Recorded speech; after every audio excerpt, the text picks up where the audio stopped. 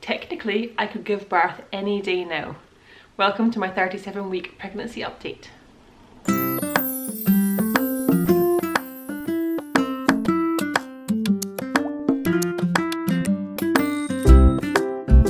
Hi guys, and welcome back to my channel for another pregnancy update. It's getting very close now. I am currently 37 weeks pregnant, and it's very close to the end now. And so I thought I would just share with you all my updates for this week. I did film one, I think, last week, but I'm going to do more towards the end now because it's just getting very exciting towards the end, isn't it? And I want to share with you all the little things that I'm experiencing towards the end, so that if you're also near the end of your pregnancy, then this will be comforting for you.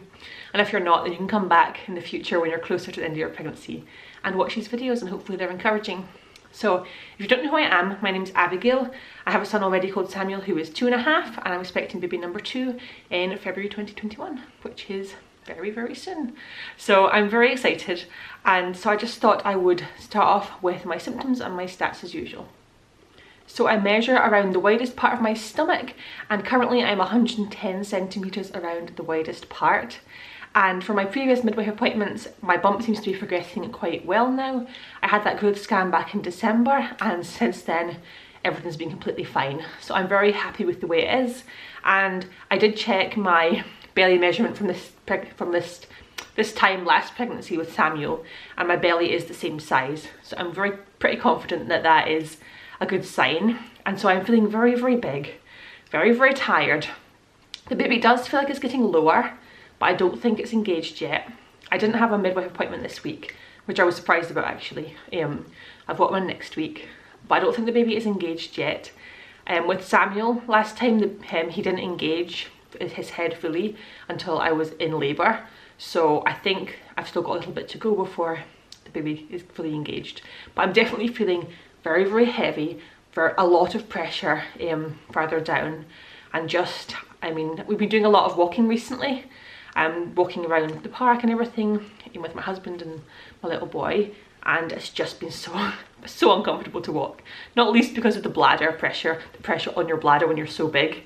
But I just feel so uncomfortable like a lot of the time, and I'm glad there's only a few more weeks to go, because sleep's becoming really difficult, like really difficult.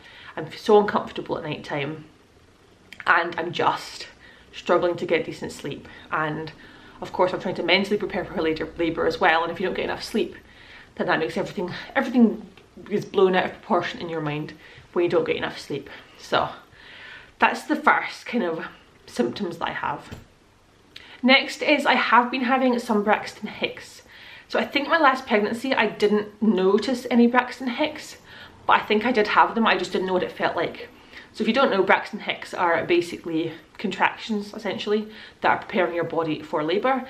And so I didn't know what a contraction felt like until I went into labour last time. But now that I recognise what a contraction feels like, I have been having some Braxton Hicks, very few and very far apart, but the odd one that will be like, ooh, and I'll be like, take a minute to kind of feel the like tightness, and not quite the pain, because it's not quite pain, but it's like tightness and like, you know, not pain, but like just like a feeling that takes your breath away. So I've had a couple of Braxton Hicks, and I did have a little bit of heartburn last night, which I never had in my previous pregnancy. And I don't know if it was just something I ate yesterday, but I did have a little bit of heartburn last night, which was not comfortable. It was not helped by the fact that I was already uncomfortable trying to sleep. So I have had those few extra little symptoms. I've also got the previous I've still got symptoms that were from like last week and the week before. So if you want to check out my other pregnancy updates, I'll link that playlist here if you haven't seen them. But I've still got like my colostrums coming in, and just tiredness and blah blah, all of those kind of symptoms as well. So those are my kind of new symptoms, is the kind of Braxton Hicks. And I am 37 weeks, which means technically I'm pretty much full term. I could technically go into labour any day now. But having had a baby already, I don't think I'm going to go into labour for another few weeks. I mean, obviously I could, but I think I'm probably going to go right around my due date again. So my first son was born at 40+1, so just a day after my due date. And yeah, so I think I'm probably going to be around about my due date again. So I've still got a few weeks to get my head around this whole thing, hopefully, and to get myself mentally prepared and like in the zone, which is what I've been doing for the last few days or so. I've basically, since about this time, I kind of planned for everything in my life to be kind of like organised for about 37 weeks onwards, so that I have a little bit of time to just get my head around going into labour. So we were running a kids club at my church, like online. I've stopped doing that just to get myself extra time to kind of relax and get my head in the right space. And it's much easier, of course, because we're in COVID times, so there's not a lot that I was doing anyway. But I'm just like cutting right back on the thing and keeping it to the things that I only really need to do, which is look after my son and keep the house clean and prepare myself mentally and physically for labour. So that's what I've been trying to do. And I thought I would share with you some of the things that I have been doing to kind of prepare mentally for labour, just in case it might help some of you guys if you are going to go into labour soon.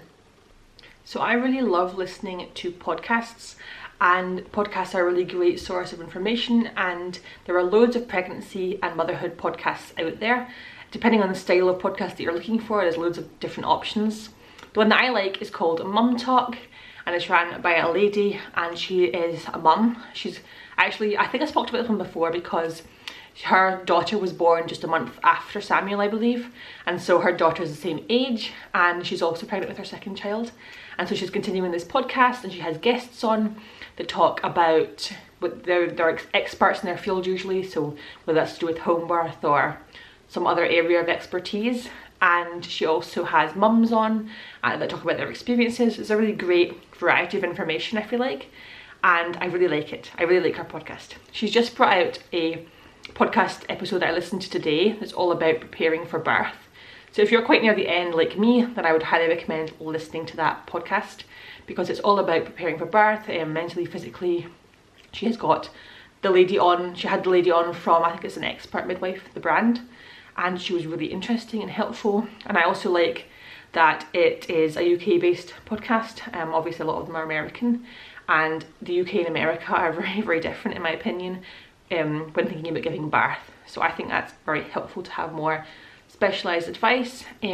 So I like that episode a lot. I'll link it down below, and I would recommend you can check that one out if you're also 37 weeks pregnant, because it was a really good episode.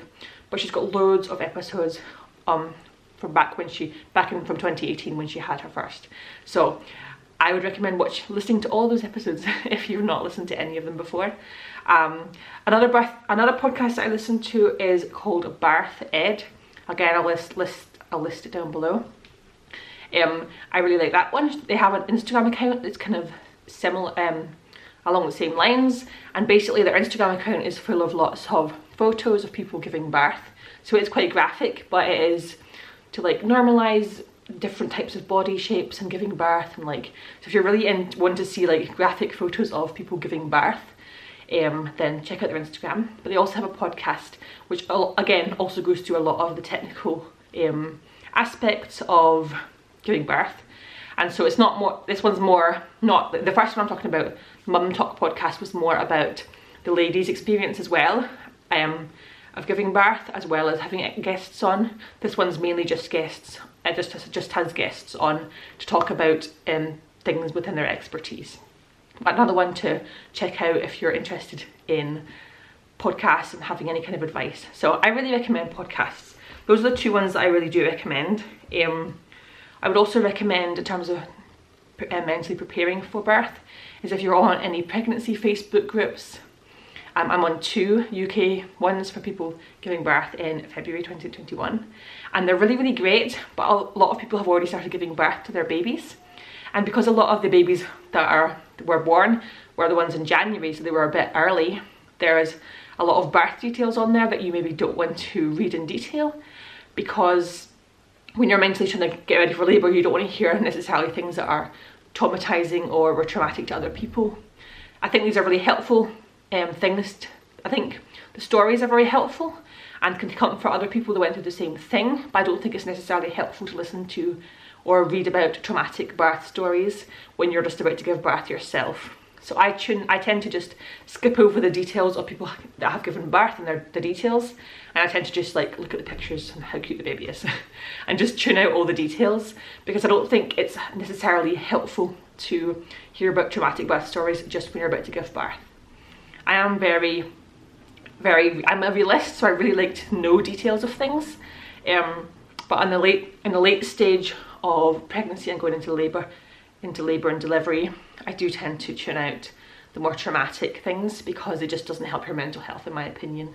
I do read these stories after I've given birth or like in early stages of pregnancy, but just when I'm trying to get in the zone for giving birth, I don't like to read or listen to or watch on YouTube or anything traumatic birth stories, because it's just not helpful mentally for me personally. So that's something I would also recommend. I would recommend though going onto YouTube and searching for positive birth stories, so births that have happened really smoothly and things that have gone really well, because those can be quite helpful to listen to and to be like reassuring yourself of it, you know.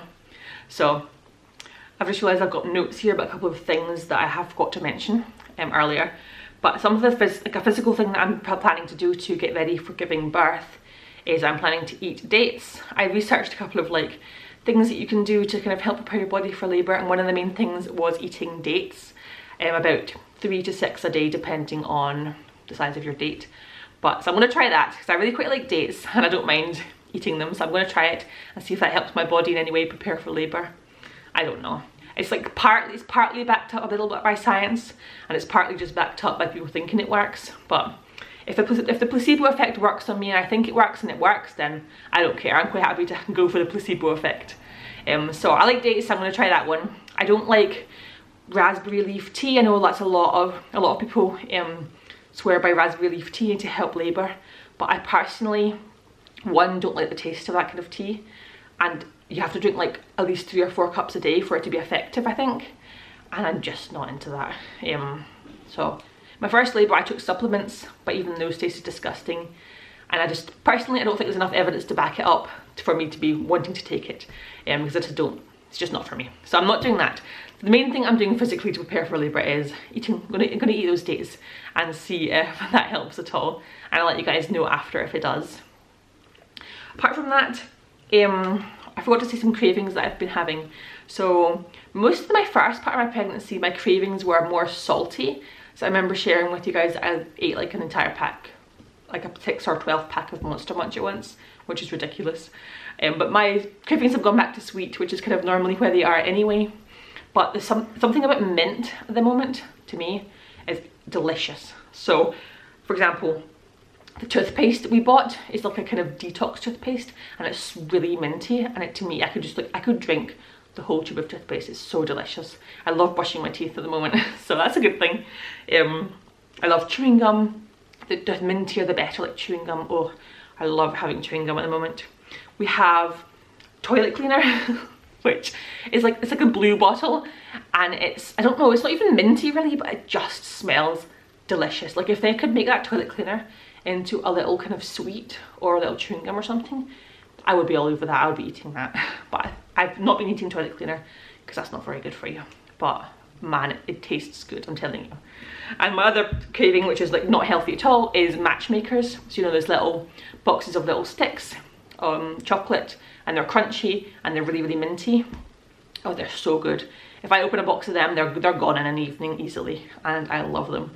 I forgot about them until Christmas, and then they kind of get brought out in my area around Christmas, and now I've eaten boxes and boxes of matchmakers, let's put it that way.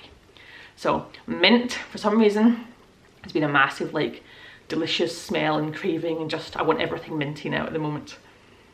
I was also sharing last week about some anxiety I had around labour, and it's kind of got a bit less because I am trying to spend a little bit of time like thinking and like preparing myself mentally, and it's definitely been helping. But one of the things that I shared was that thing that I struggle with is when things change, and just yesterday they put up on the NHS page for my hospital that there's changes now to the birthing partners and when they're allowed to be with you. So there's been quite a few changes, but the changes that affect me for like labour and delivery is that Philip, my birthing partner, my husband, is allowed to be with me throughout the whole of labour, which is good. But after I give birth, he can only stay with me until I am transferred to the postnatal ward. So basically, and if you don't live in the UK, you give birth in your own little room. Usually you have like your own private birthing room, labour room, and then it depends when you give birth and how much availability they have, but they let you stay in that room for a little bit of time after birth, maybe an hour or two. Last time I stayed a long time because we were really lucky, but I think it's usually an hour or two that they let you stay in this little room. And then after that you get transferred to a ward, a postnatal ward, with around 6 other people, I think, and your baby goes with you in your the little box thing by your bed.